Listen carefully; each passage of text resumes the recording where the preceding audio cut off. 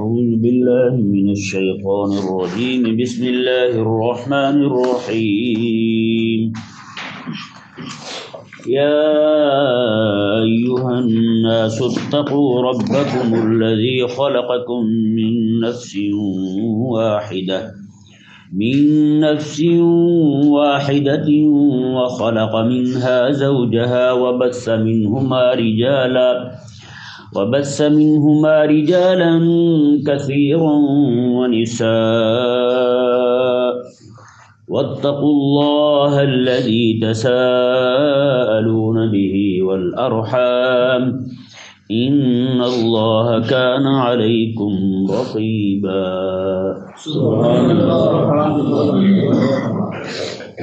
یہ سورہ نساء شریف مدینہ منورہ میں نازل ہوئی. پچھلی سورہ آل عمران شریف جو ہے اس کا اختتام تقوی پر ہوا کہ واتقوا اللہ لعلکم تفلحون، تم اللہ تعالیٰ سے ڈرو تاکہ تم کامیاب ہو جاؤ. اور اس صورت کی ابتدا جو ہے وہ بھی اتقوا سے ہو رہی ہے، یعنی یہاں بھی تقوی کا حکم دیا جا رہا ہے. سورہ آل عمران شریف کے اندر دونوں جہادوں کا ذکر تھا، جہاد بالسنان اور جہاد باللسان، جہاد بالسیف تلوار کے ساتھ جہاد اور زبان کے ساتھ جہاد یعنی دلائل کے ساتھ بے دینوں کو ان کے جواب دینا. اس سورہ کریمہ کے اندر اللہ تبارک و تعالی نے جو مسائل بیان فرمائے ہیں وہ معاشرتی مسائل بیان فرمائے ہیں. اہل ایمان کے لیے خاص طور پر اس میں احکامات جاری فرمائے گئے ہیں، اور بالعموم تو سب کو حکم ہے. جیسے آپ اس سورہ مبارکہ کی ابتدا دیکھیں، یا ایھا الناس کہا گیا، یا ایھا الذین آمنوا نہیں کہا گیا. الناس میں سارے کے سارے لوگ جو ہیں وہ مخاطب ہیں، اور اتقوا ربکم جو ہے، اتقوا ربکم میں پھر سارے لوگوں کو اس کا مخاطب بنایا جائے تو پھر کافروں کو پہلے ایمان کی دعوت ہوگی، شرک اور کفر کے ترک کی دعوت ہوگی. کفر اور شرک کو چھوڑ دو، تقوی کا پہلا درجہ یہی ہے، شرک کو چھوڑ دینا، کفر کو چھوڑ دینا. تقوی کا سب سے پہلا درجہ یہی ہے. اس لیے وہ بندہ مومن چاہے گناہ گاری کیوں نہ ہو، جس نے ایمان قبول کر لیا ہے لیکن وہ اللہ تبارک و تعالیٰ کو ایک مانتا ہے، توحید کا قائل ہے، اس بندے کو بھی متقی کہا جائے گا. کیونکہ تقوی کا سب سے بڑا درجہ جو ہے نا وہ شرک کو چھوڑنا ہے. وہ یہ درجہ تو پا چکا ہے، وہ یہ درجہ پا چکا ہے وہ، اس لیے اسے اس معنی میں متقی کہا جائے گا. اور مومن بندہ جو ہے اسے جب یہ تقوی کا حکم ہوگا تو اس سے باقی جو برائیاں ہیں نا وہ چھوڑنے کا حکم ہوگا، باقی جو گناہ ہیں وہ چھوڑنے کا حکم ہوگا. کافر کو جب تقوی کا حکم دیں گے ہم تو اسے سب سے پہلے جو حکم ہوگا نا، جو حکم اس کی طرف متوجہ ہوگا وہ کفر اور شرک کو چھوڑنے کا حکم متوجہ ہوگا. سمجھ آیا نا مسئلہ؟ کیونکہ کافر جو ہے نا جب تک شرک اور کفر نہیں چھوڑتا، باقی جتنا مرضی جناب وہ نیکیاں کرتا رہے، جتنا مرضی وہ جناب اپنے آپ سے وہ یعنی کہ مصلح بنتا پھرے یا پھر اپنے آپ وہ صالح بنتا رہے، اس کی کسی نیکی کا کوئی فائدہ نہیں ہے. اسی طرح ہمارے لوگ جو ہے نا وہ یہاں آ کے لندن کی باتیں کرتے ہیں، یورپی ممالک کی باتیں کرتے ہیں. دیکھیں جی وہاں ہم نے اصل اسلام دیکھا ہے، اصل اسلام دیکھا ہے. بھی کیا دیکھا آپ نے؟ کہتے ہیں جی وہ جو ہے نا وہ راستے میں جاتے ہوئے لوگوں کو راست دے دیتے ہیں، کسی کو حق نہیں مارتے، یہ ہے وہ ہے. بھائی اسلام اسی چیز کا نام ہے بس، ہیں جی اسی چیز کا نام اسلام ہے بس، جسے آپ سمجھ رہے ہیں. جی سب سے اسلام کا سب سے پہلا رکن جو ہے نا وہ کیا ہے؟ وہ کلمہ توحید ہے. جس کو یہ حاصل نہیں ہے تو بتائیں باقی چیز جتنی مرضی لیے پھرے وہ. ہاں جی آپ بتائیں نا یار، پوری عمارت جو ہے اس کے نیچے صرف ریتی ڈال دی جائے، عمارت اس کی مضبوط نہ ہو، اوپر جتنی مرضی لے جائیں آپ تو کیسے وہ عمارت قائم رہ سکتی ہے؟ عمارت بالکل قائم نہیں رہ سکتی. جتنا مرضی جناب اس پہ وہ سونے کا پانی چڑھا دیا جائے، عمارت تو کسی کام کی نہیں ہے، کسی وقت گر سکتی ہے.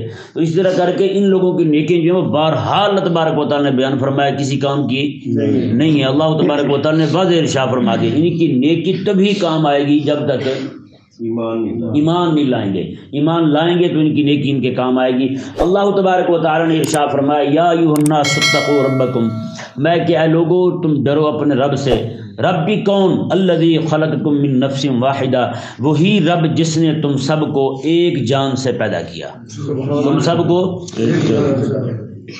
ایک جان سے پیدا کیا. یہ آیت مبارکہ جو واضح کر رہی ہے کہ ہماری تخلیق جو ہے وہ حضرت سیدنا آدم علیہ نبینا و علیہ الصلوۃ والسلام سے ہوئی، ہم انہی کی اولاد میں سے ہیں، انہی کی نسل میں سے ہیں۔ وہ ڈاربینی نظریہ کے حامل لوگ جو ہیں وہ خود کو چاہے باندر کی اولاد کہیں یا خنزیر کی اولاد کہیں، وہ انہیں مبارک ہو، ہیں جی۔ الحمدللہ ہم حضرت آدم علیہ السلام کی اولاد میں سے ہیں۔ ہمارے جد اعلیٰ جو ہیں، ہمارے جد اعلیٰ جو ہیں، ہمارے مورث اعلیٰ جو ہیں، وہ اللہ تعالیٰ کے فضل و کرم سے وہ رب تعالیٰ کے نبی ہیں، وہ رب تبارک و تعالیٰ کے رسول ہیں جی۔ اللہ تعالیٰ کا فضل ہے، ہم کسی باندر کی اولاد نہیں ہیں، تو باندر کی اولاد کو ان کا باندر کے بچے ہونا مبارک ہو جی۔ ڈاربینی نظریے کے جو حامل ہے نعوذ باللہ، یہ آج دھڑلے کے ساتھ پڑھایا جا رہا ہے نظریہ، سکولوں میں، کالجوں میں، یونیورسٹیوں میں بچوں کو پڑھایا جا رہا ہے کہ ہم جو ہے نا وہ بابرکت باندر کی اولاد ہیں۔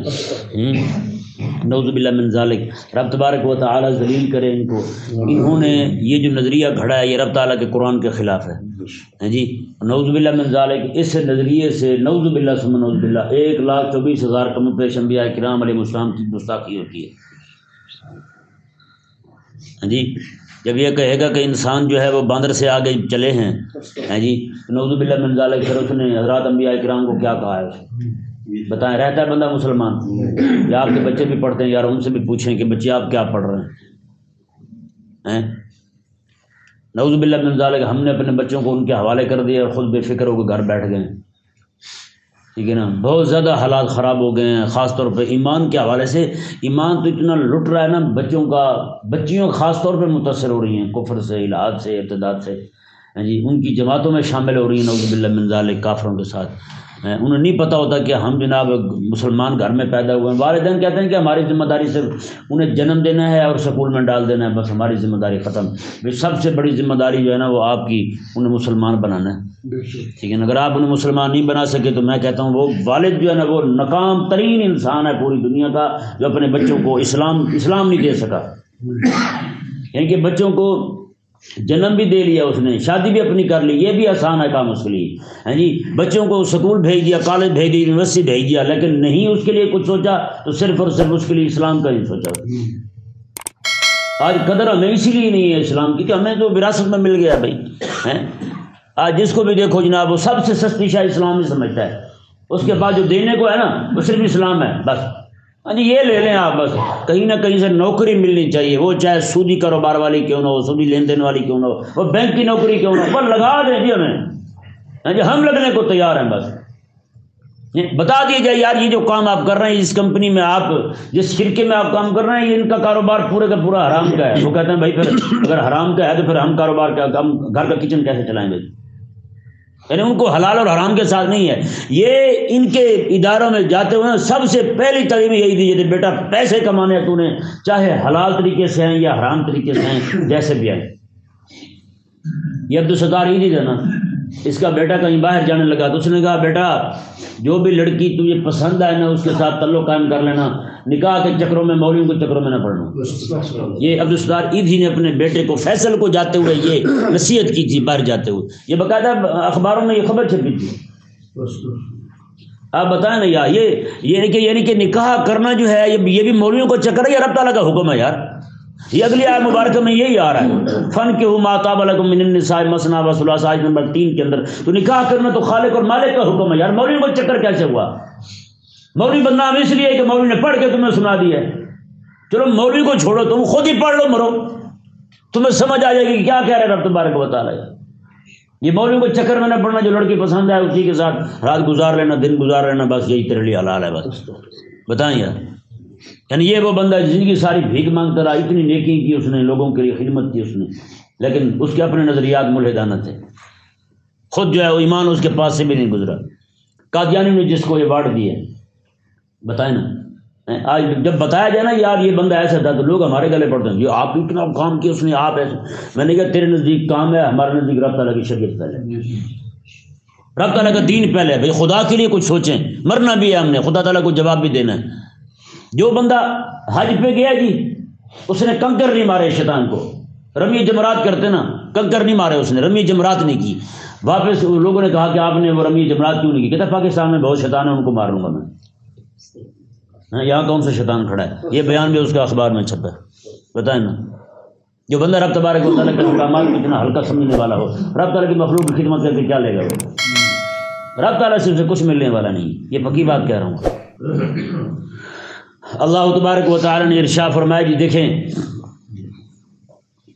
خلقکم من نفس واحدہ، یہ وہی ذات ہمیں بتا رہی ہے جس نے پیدا کیا ہمیں، جو لہٰذا جو خالق اور مالک کا فرمان سب سے پہلے ہے، ڈاربینی نظریے رکھنے والوں کے ساتھ ہمارا تعلق ہے نہیں ہے۔ اللہ تبارک و تعالیٰ نے یہ ایک مرتبہ پہلے بھی نا یہ مسئلہ بیان کیا تھا میں نے، یہیں پہ ایک دوست بیٹھے تھے، وہ درس سن کے گئے تو انہوں نے جا کے اپنے بچوں کو پکڑ لیا گھر، کہنے لگے ہاں بھی بتائیں یہ انسان جو ہے نا اس کی تخلیق کیسے ہوئی ہے؟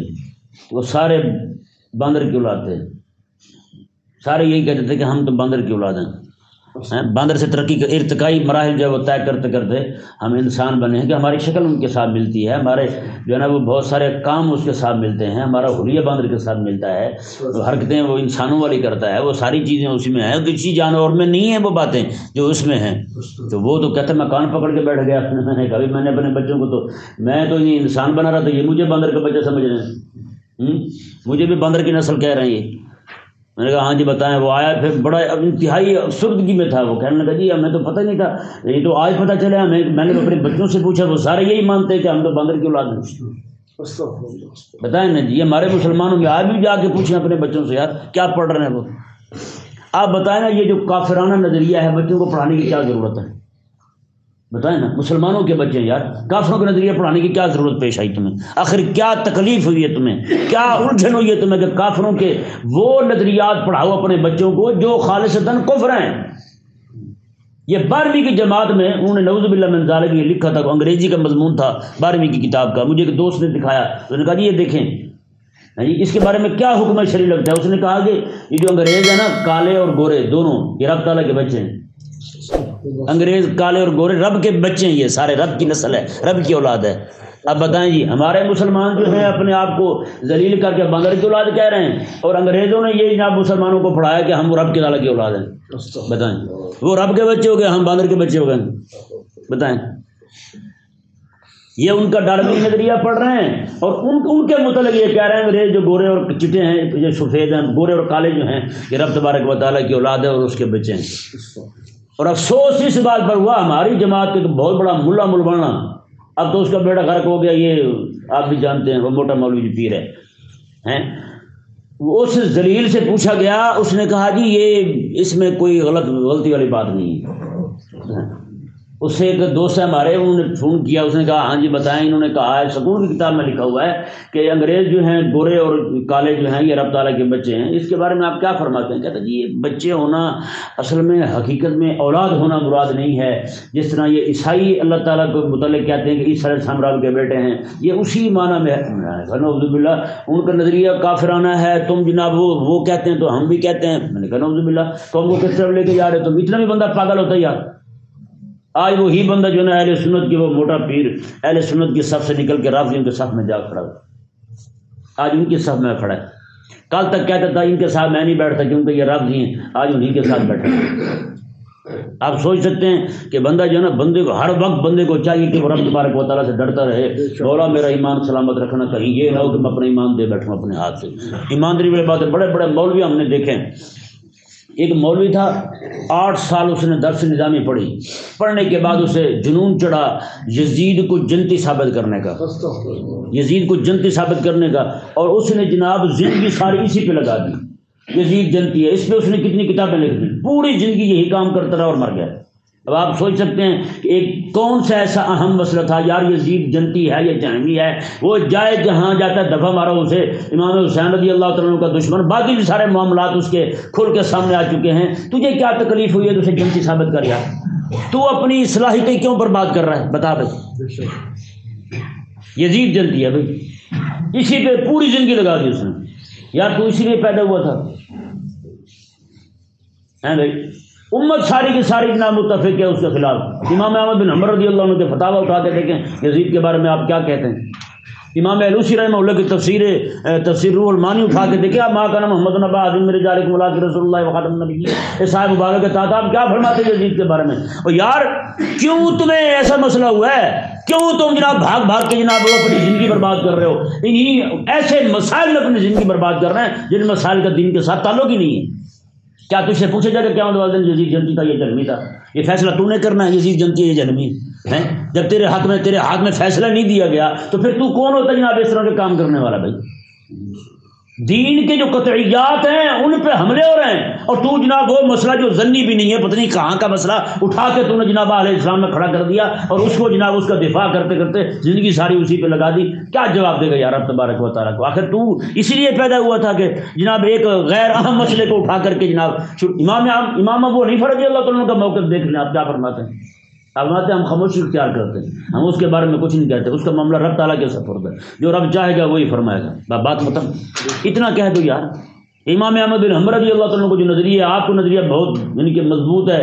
امام ابو حنیفہ رضی اللہ عنہ کا نظریہ ہمارے امام ہیں، ہم تو ان کے مقلد ہیں، لیکن امام احمد بن حنبل رضی اللہ عنہ کا نظریہ دیکھیں وہ کتنا، یعنی کہ یہ بندہ جنتی ثابت کر رہا ہے، اور امام احمد بن حنبل رضی اللہ تعالیٰ کیا فرماتے ہیں؟ آپ تو اسے مومن تک نہیں مانتے۔ امام علوسی رحمہ اللہ نے یہاں تک لکھا فرماتے جب امام حسین رضی اللہ عنہ کا سر کٹا ہوا اس کے دربار میں پہنچتا نا، یزید کے دربار میں، تو اس وقت یزید نے کہا کب ایک بولا، اس نے کہا اے بول یا نہ بول، تو گا یا نہ گا، آج میں نے بدر میں جو میرے رشتہ دار مرے تھے میں نے رسول اللہ سے بدلہ لے لیا ہے، یہ یزید نے کہا تھا۔ یہ تفسیر روح المانی میں امام علوسی رحمہ اللہ نے نقل کی ہے، بہت بڑے حنفی امام ہیں بغداد، مفتی اعظم تھے بغداد کے اپنے دور کے، یا فرما رہے ہیں امام احمد حنبل رضی اللہ تعالیٰ کا نظریہ یہی ہے۔ اب بتائیں نا بدر میں کون مارے گئے تھے؟ مسلمان تو نہیں مارے گئے تھے نا، کافر مارے گئے تھے، مسلمانوں کے ہاتھوں، اور یہ کہہ رہا میں نے رسول اللہ سے بدلہ لے لیا، جو ان کے نواسے قتل کر کے میں نے رسول اللہ سے بدلہ لے لیا۔ کون سا بدلہ لیا تم نے؟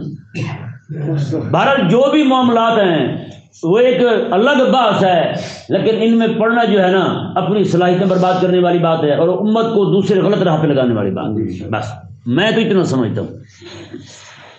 تو آج یہ جو مسئلہ ہے نا جی ڈاربینی نظریہ، مجھے مولویوں کو موت پڑتی ہے کہ اس پہ بولے۔ صحیح سی بتائیں یار، آپ نے کسی مولوی کے منہ سے سنا یہ؟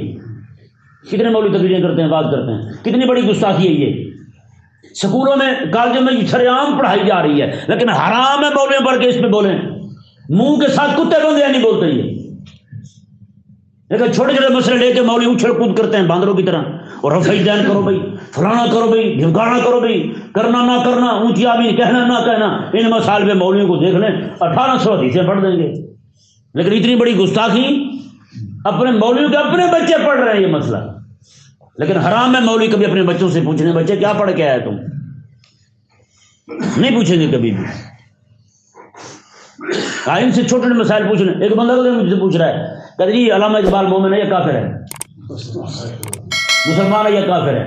میں نے کہا یار وہ جو بھی ہو نا، تیرے محلے میں جو لوگ کافر ہو نا تو ان کی فکر کر، تجھ سے اقبال کے بارے میں نہیں پوچھا جائے گا اتنا۔ تو میں نے کہا فیصلہ نہ کر کسی کے ایمان کے، عجیب بد دماغ لوں گا، اقبال مومن ہے یا کافر ہے؟ ایک بندہ کہنا تھا یہ علامہ اقبال قادیانی تھا۔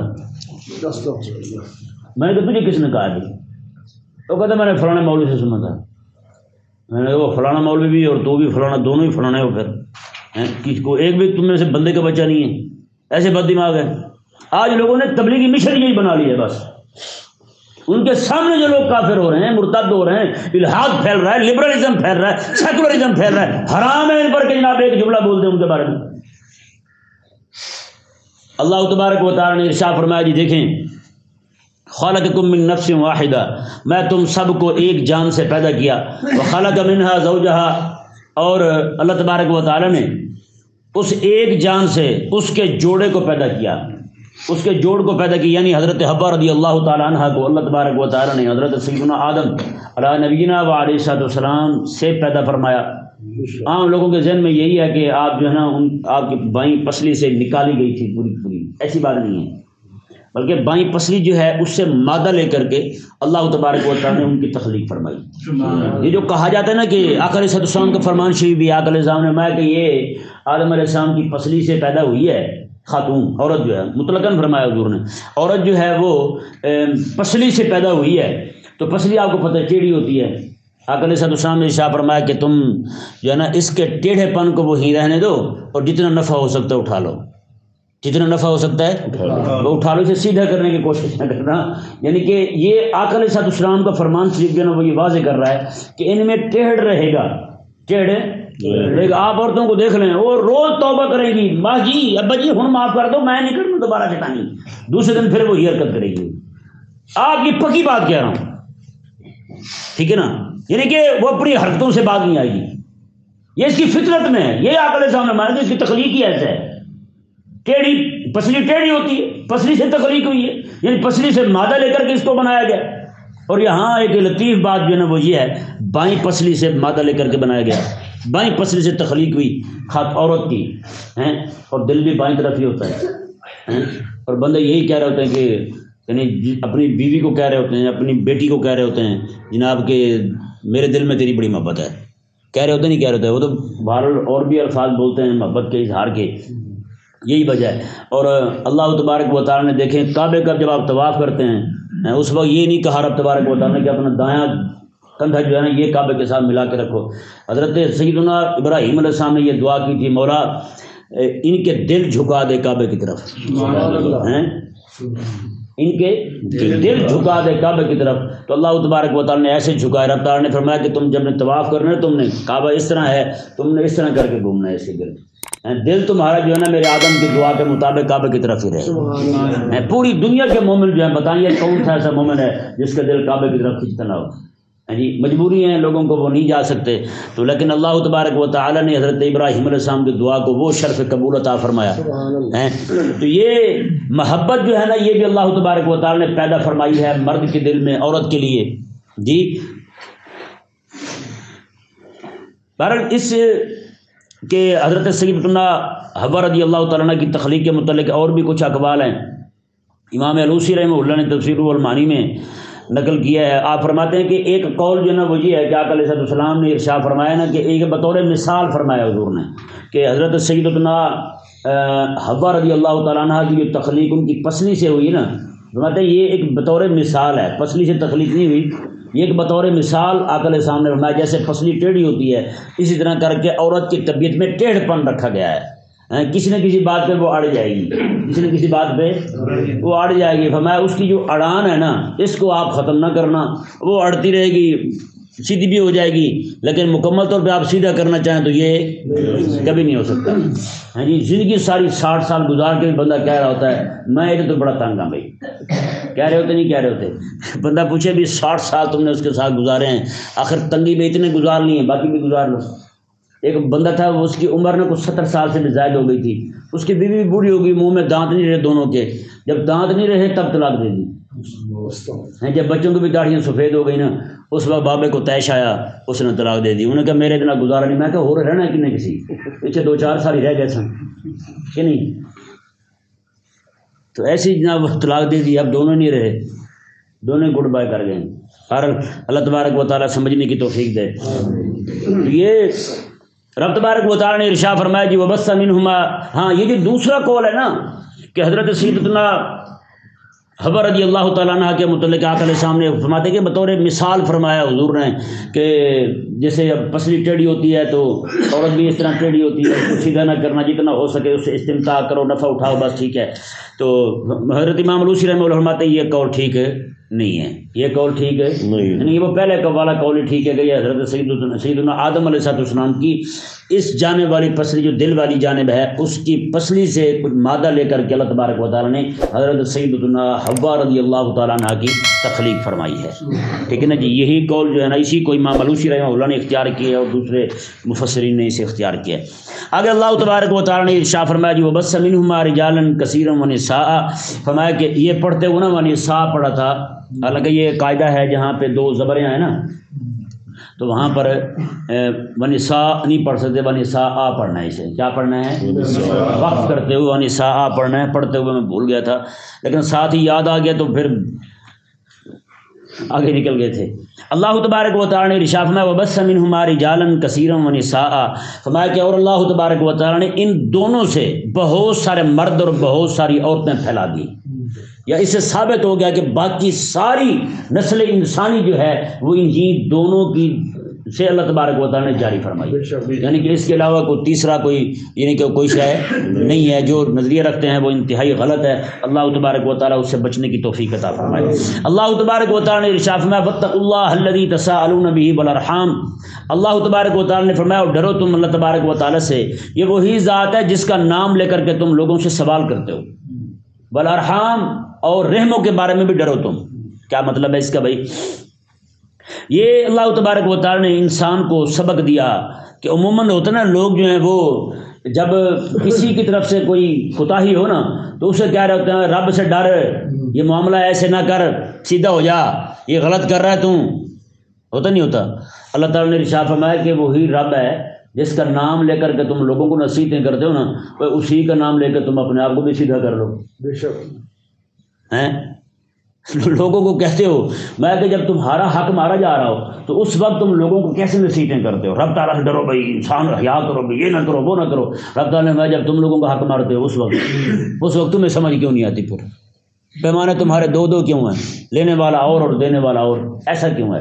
واتقوا اللہ الذی تساءلون بہ والارحام، میں کہ تم رب تبارک وہ اس رب سے ڈرو، اس اللہ سے ڈرو جس کا نام لے کر کے لوگوں سے سوال کرتے ہو۔ لوگوں کہتے ہو یار خدا کے لیے باز آ جا، حق نہ مار میرا، خدا کے لیے ڈر تو رب تبارک و تعالیٰ سے میرا حق مجھے دے دے، اپنی بہن کا حق اپنی بہن کو دے دے۔ رب تبارک و تعالیٰ نے جب تم لوگوں سے سوال کرتے ہو رب تعالیٰ کا نام لے کر، وہ اسی رب کا نام لیتے ہو، تم بھی ڈرو ذرا، تم بھی ذرا خیال کرو تم کس طرف چلے گئے ہو۔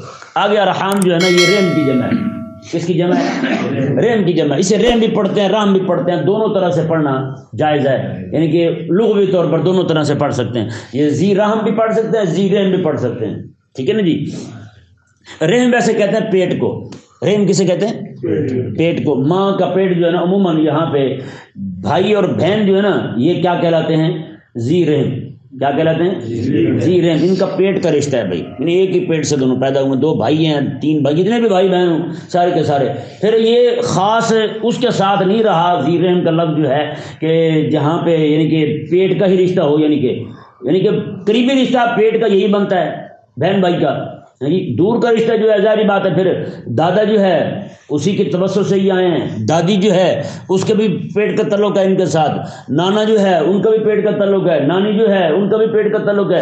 اس طرح کر کے پھر یہ لفظ جو ہے نا یہ عام ہو گیا، ہر رشتہ دار کے لیے ذی رحم کا لفظ یا ذی رحم کا لفظ جو ہے وہ بولا جانے لگا۔ یہ قریبی رشتہ داری جو ہوتی ہے نا بندے کی وہ اپنے باپ اور ماں کے ساتھ ہوتی ہے جی۔ پھر دادا اور دادی کے ساتھ باپ کے تعلق سے، نانے اور نانی کے ساتھ ماں کے تعلق سے، مامے اور ماسی کے ساتھ تعلق جو ہوتا ہے وہ ماں کے توسط سے ہوتا ہے، اور چاچے اور پھوپھو کے ساتھ تعلق جو ہوتا ہے وہ باپ کے توسط سے ہوتا ہے۔ اس طرح کر کے یہ بھی رشتہ دار بنتے جائیں گے اس کے، وہ بھی رشتہ دار بنتے جائیں گے اس کے۔ اللہ تبارک و تعالیٰ نے ارشاد فرمایا کہ تم نے رب تبارک و تعالیٰ سے ڈرنا ہے، اس رب سے ڈرنا ہے جس رب کا نام لے کر تم لوگوں سے سوال کرتے ہو، والارحام، اور تم نے اپنے رحمی رشتے جو ہیں، رحمی رشتے جو ہیں ان کے بارے میں بھی رب سے ڈرنا ہے، ان رشتوں کو بھی قطع نہیں کرنا، تم نے تعلقات کو تم نے نہیں توڑنا ہے جی۔ عموماً جو ہے نا آج ہم دیکھ لیں ہماری لڑائی انہی کے ساتھ بھی جو ہمارے قریبی رشتہ دار ہوتے ہیں، ہے یہ نہیں ایسا؟